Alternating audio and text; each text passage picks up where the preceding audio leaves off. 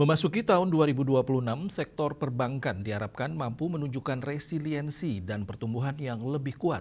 Setiap pelaku usaha termasuk di industri keuangan memiliki visi untuk terus maju dan menghasilkan kontribusi yang lebih baik bagi ekonomi nasional.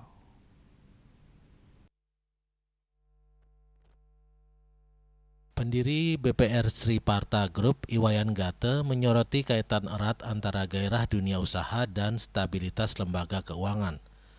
Menurutnya, pergerakan ekonomi yang positif akan selalu berdampak pada sektor perbankan, karena perbankan merupakan hulu dan hilir bagi setiap pengusaha, berapapun skala bisnisnya.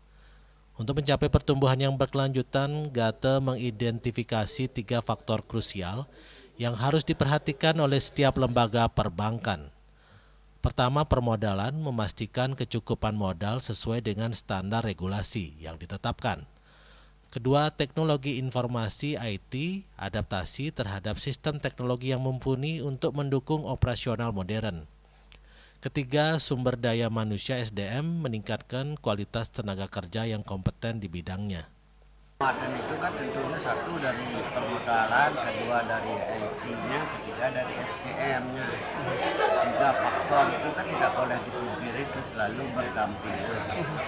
Sangat berdampak dengan pertumbuhan perbankan ke depan.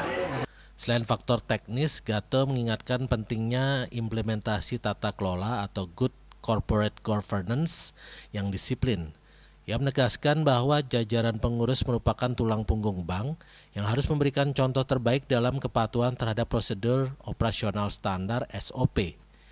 Dengan sinergi antara regulasi yang terpenuhi dan integritas pengelola, sektor perbankan diharapkan terus tumbuh berbarengan dengan pemulihan ekonomi masyarakat. Yana, Bali TV.